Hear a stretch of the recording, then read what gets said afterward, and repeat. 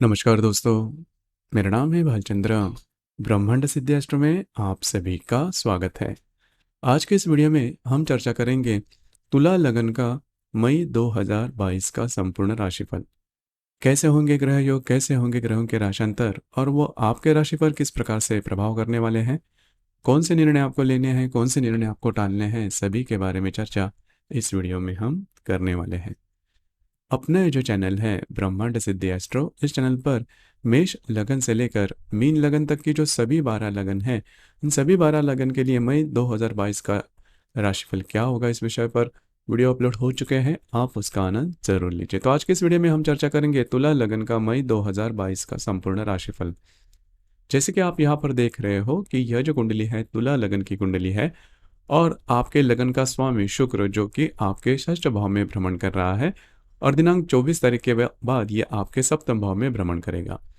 उसी प्रकार आपका अष्टमेश भी शुक्र है जो कि फिर से यहाँ पर षष्ठ भाव में है और षष्ठ भाव का स्वामी गुरु वह भी षष्ठ भाव में ही भ्रमण कर रहा है। तो स्वास्थ्य के बारे में आपको समस्याएं आने की संभावना काफ़ी ज़्यादा बनती है। अगर आप किसी शारीरिक व्याधि से पीड़ित हो तो उसके लक्षण इन दिनों में, इस पूरे महीने में दिखाई देने की संभावना बहुत ही ज़्यादा बनती है। जैसे कि यहाँ पर नेपच्यून भी है और मंगल भी आ जाएगा आपके षष्ठ भाव में दिनांक 18 तारीख के बाद। तो स्वास्थ्य के बारे में काफ़ी सारी समस्याएं जो है यह आपके सामने आ सकती हैं। हालांकि इसमें आपकी मानसिक जो स्ट्रेस है उससे रिलेटेड भी बातें हो सकती हैं। तो यहाँ पर जैसे मैंने कहा कि स्वास्थ्य के बारे में जो भी प्रॉब्लम कॉम्प्लिकेशन, आपको थोड़ा अलर्ट रहना ज़्यादा आवश्यक होगा। अब हम चर्चा करेंगे आपके आर्थिक स्तर के बारे में। आपका जो धनेश है, आपका धनेश मंगल है जो कि आपके पंचम भाव में भ्रमण कर रहा है और दिनांक 18 तारीख के बाद ये आपके षष्ठ भाव में भ्रमण करेगा। आपका पंचमेश जो शनि है वो आपके पंचम भाव में है। हालांकि जो शनि है वो आपके लगन के लिए राजयोग कारक ग्रह कहलाता है और वह स्वयं के राशि में पंचम भाव में भ्रमण कर रहा है जो कि काफ़ी अच्छी बात है। उसी प्रकार आपका जो अष्टमेश है शुक्र जो कि आपके षष्ठ भाव में भ्रमण कर रहा है और 24 तारीख के बाद यह आपके सप्तम भाव में भ्रमण करेगा। और आपका जो लाभेश है रवि जो कि आपके सप्तम भाव में भ्रमण कर रहा है दिनांक 15 तारीख के बाद ये आपके अष्टम भाव में भ्रमण करेगा। तो ये सभी जो भाव हमने कहे ये आपके लिए पैसे के मामलात में या फिर धन के मामलात में काफ़ी ज़्यादा महत्वपूर्ण होते हैं। जैसे कि जो मंगल द्वितीय भाव में है वो आपके षष्ठ भाव में भ्रमण करेगा फिलहाल तो 18 तारीख तक वह आपके पंचम भाव में भ्रमण करेगा। तो यहाँ पर दो तीन बातें वो जान लेना ज़्यादा आवश्यक होगा कि इन्वेस्टमेंट के बारे में जो भी बातें हैं उसके ऊपर ध्यान रखना ज़्यादा आवश्यक होगा। 18-19 तारीख के बाद का जो समय है उसमें आपकी गलत इन्वेस्टमेंट हो सकती है। कभी कभी होता क्या है कि ज़्यादा फ़ायदा कमाने के चक्कर में हम गलत इन्वेस्टमेंट या फिर रिस्क ले लेते हैं, तो उस प्रकार के रिस्क आपके लिए प्रॉब्लम वाली हो सकती है। तो ध्यान रखें इन्वेस्टमेंट के बारे में, अगर कोई ऐसी कोई स्कीम आती है तो फिर थोड़ा सा सोच समझकर आपको इन्वेस्ट करना होगा। हालांकि जो सबसे महत्वपूर्ण ग्रह है आपके लगन के लिए जो है शनि, वो स्वयं की राशि में आपके पंचम भाव में भ्रमण करने के कारण आपके लिए पैसे के मामलात में किसी प्रकार की बड़ी प्रॉब्लम आपको नहीं आएगी। अगर आप शेयर मार्केट से डील करते हो तो भी ये जो शनि है वो आपके लिए बहुत ज़्यादा महत्वपूर्ण साबित होगा।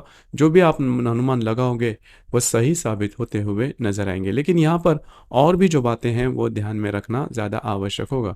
जैसे कि आपका जो अष्टमेश है शुक्र जो कि आपके षष्ठ भाव में भ्रमण कर रहा है, तो यहाँ पर अगर आपकी इनकम जो सोर्स है या फिर आप जो भी इनकम करते हो वो थोड़े अलग प्रकार की है, आउट ऑफ द वे जाके अगर आप काम करते हो तो उसके संदर्भ में प्रॉब्लम आपको आ सकती है। तो यह बात को ध्यान में रखना बहुत ज़्यादा आवश्यक है। अगर इस प्रकार के आप इनकम करते हो तो थोड़ा सा अलर्ट रहना होगा। उसी प्रकार आपका जो लाभेश है, आपका लाभेश रवि है जो कि आपके सप्तम भाव में भ्रमण कर रहा है उच्च राशि में और दिनांक 15 तारीख के बाद ये आपके अष्टम भाव में भ्रमण करेगा। तो लाभ के बारे में भी देखा जाए तो जितना आप काम कर रहे हो, जितनी आप मेहनत कर रहे हो, उस प्रकार के लाभ आपको नहीं मिल रहे हैं। तो उसी के ऊपर थोड़ा-सा आपको फ़ोकस करना होगा, ये बात जान लेना ज़्यादा आवश्यक है।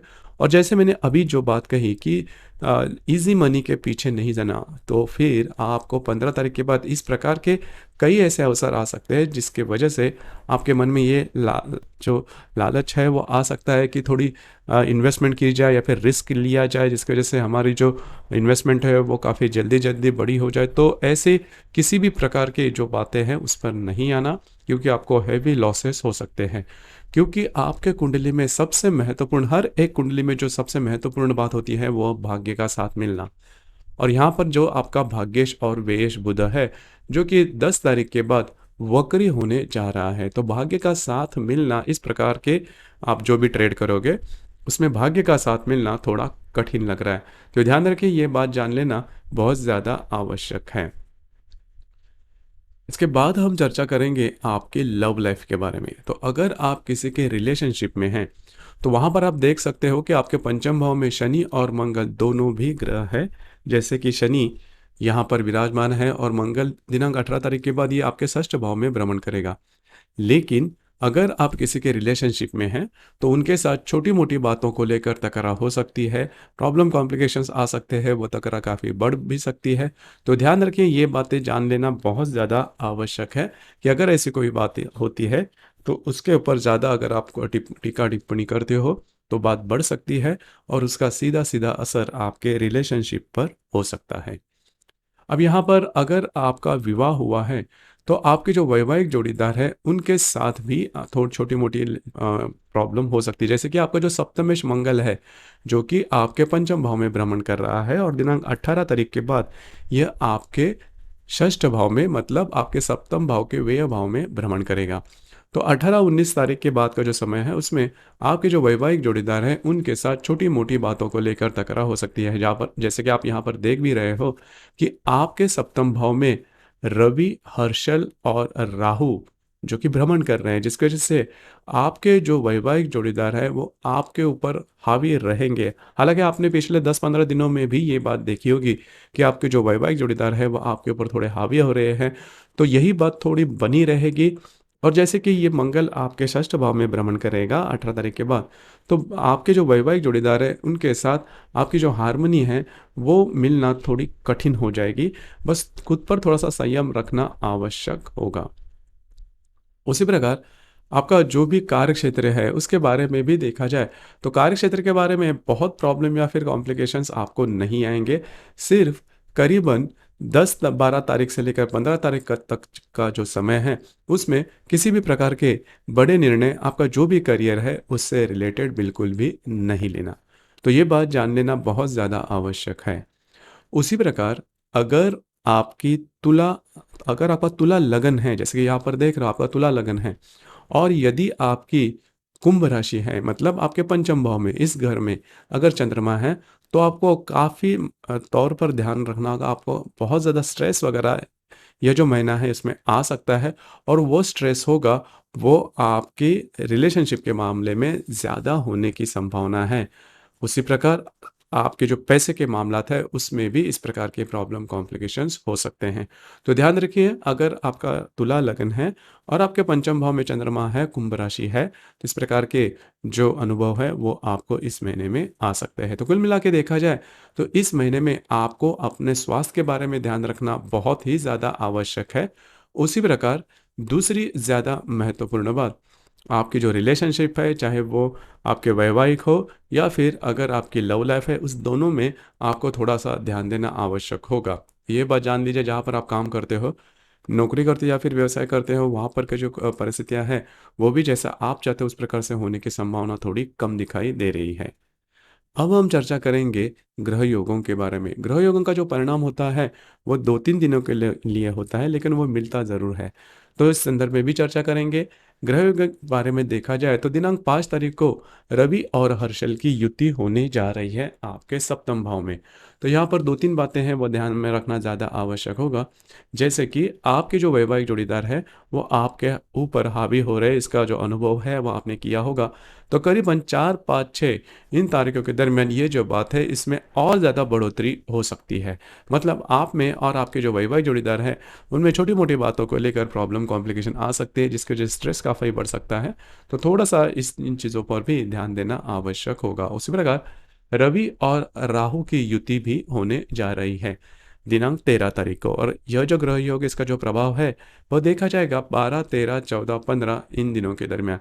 होगा क्या, इन दिनों में आप में और आपके जो वैवाहिक जोड़ीदार हैं उनमें मिसअंडरस्टैंडिंग वगैरह होने की संभावना काफ़ी ज़्यादा बनेगी, और इस मिसअंडरस्टैंडिंग को लेकर आपकी जो रिलेशनशिप है वो काफ़ी आगे तक उसमें प्रॉब्लम हो सकती है। तो ध्यान रखिए, हालांकि इसके पीछे मिसअंडरस्टैंडिंग वाली जो बात है वही होगी, तो थोड़ा-सा इसके ऊपर भी आपको ध्यान देना आवश्यक है। और यह जो कालावधि है 12, 13, 14, 15 इन तारीखों के दरमियान आपका जो भी कार्यक्षेत्र है उससे रिलेटेड भी किसी भी प्रकार के बड़े निर्णय भी नहीं लेना। उसी प्रकार दिनांक 15 तारीख को ये जो रवि आपके अष्टम भाव में भ्रमण करेगा, उसके साथ आपके पंचम भाव का जो शनि है वह केंद्र योग करने जा रहा है। तो स्वास्थ्य के बारे में ध्यान रखना ज़्यादा आवश्यक होगा। उसी प्रकार अगर आप शेयर मार्केट से डील करते हो तो यह जो कालावधि है करीबन 14, 15, 16, 17 इन तारीखों के दरमियान बड़े ट्रेड बिल्कुल भी नहीं लेना।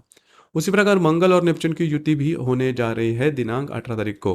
तो यह जो मंगल जैसे ही आपके षष्ठ भाव में भ्रमण करेगा तो यहाँ पर स्थित नेपच्यून के साथ यह जो मंगल है वो युति करने जा रहा है। अब यह जो युति है आपके लिए बहुत ज़्यादा महत्वपूर्ण है। स्वास्थ्य के बारे में ध्यान रखना होगा। जहाँ पर आप काम करते हो, नौकरी करते हो या फिर व्यवसाय करते हो, वहाँ पर के जो लोग होंगे उनके द्वारा भी ऑफिस पॉलिटिक्स जैसी कोई बात हो सकती है, और उससे आपको थोड़ा-सा अलर्ट रहना ज़्यादा आवश्यक होगा। उसी प्रकार मंगल और गुरु की युति होने जा रही है। मंगल जो कि आपके षष्ठ भाव में भ्रमण करेगा, उसके साथ षष्ठ भाव में स्थित गुरु की युति होने जा रही है दिनांक 29 तारीख को। अब यह जो युति है इसका जो प्रभाव है वो देखा जाएगा 28, 29, 30 इन 3 दिनों में इसका जो प्रभाव है यह देखा जाएगा। और इसमें सबसे महत्वपूर्ण बात आपकी स्वास्थ्य और आपके रिलेशनशिप, ये बातें जान लेना काफ़ी ज़्यादा आवश्यक है। तो कुल मिला के देखा जाए तो ये जो संपूर्ण महीना है उसमें आपके स्वास्थ्य और रिलेशनशिप के मामले में देखा जाएगा तो उसके संदर्भ में आपको थोड़ा-सा ध्यान देना बहुत ज़्यादा आवश्यक है। हालाँकि पैसे के मामलात में कोई बड़ी किल्लत आपको देखनी नहीं मिलेगी। उसी प्रकार इस महीने की जो पूर्णिमा है वो 16 तारीख को है, और जो अमावस है वो 30 तारीख को है।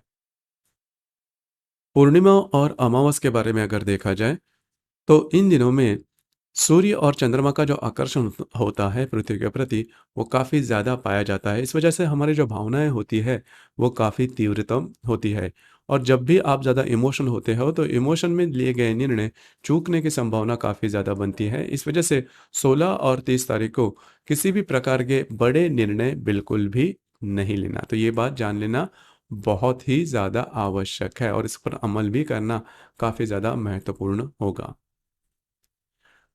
तो दोस्तों, ये था तुला लगन के लिए मई 2022 का संपूर्ण राशिफल। हमने और एक इस प्रकार का चैनल लॉन्च किया है जिसका नाम है कुंडली अभ्यास। इस चैनल पर विविध प्रकार की जो कुंडलियाँ हैं वो दी जाएगी, और उसमें जो प्रेडिक्शंस आते हैं उसके पीछे जो तर्क बुद्धि होती है वो किस प्रकार की होती है, तर्कशुद्ध विचार किस प्रकार के होते हैं, इसके संदर्भ में भी विवेचन किया गया है। चैनल की जो लिंक है वो नीचे डिस्क्रिप्शन बॉक्स में दी जाएगी, ज़रूर चैनल पर जाना, और आपके जो विचार है वो भी करना, आपकी जो अभिप्राय है वो भी कमेंट बॉक्स में ज़रूर कमेंट करना। आज का जो विषय है वो भी आपको किस प्रकार से लगा, आपने किस प्रकार से इसका अनुभव लिया, नीचे कमेंट बॉक्स में ज़रूर कमेंट करना। और अपना ये जो चैनल है ब्रह्मांड सिद्धि एस्ट्रो, इसे भी लाइक, शेयर और सब्सक्राइब ज़रूर करना। धन्यवाद।